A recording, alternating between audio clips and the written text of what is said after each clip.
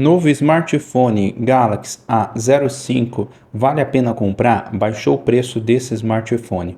Este é o novo smartphone de entrada da Samsung. Lançamento da marca está custando aproximadamente R$ 800. Você pode comprar ele direto no Brasil, vou deixar o link na descrição. E a grande vantagem desse smartphone, na minha opinião, é o desempenho. Eu achei bom o desempenho pelo preço. Ele tem um processador Helio G85, 4 GB de memória RAM e 128 GB de armazenamento. Eu fiz o teste em alguns jogos, ele funcionou bem, não ficou travando, funcionou bem o jogo.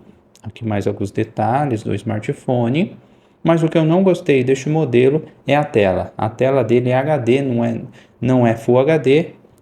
É PLS, também não é AMOLED, e ele não tem o desbloqueio com a impressão digital nem aqui no botão e nem na tela. Esses são alguns pontos negativos, mas o ponto positivo é o Bluetooth. Ele tem Bluetooth 5.3 de qualidade e também bastante bateria, 5.000 mAh de bateria.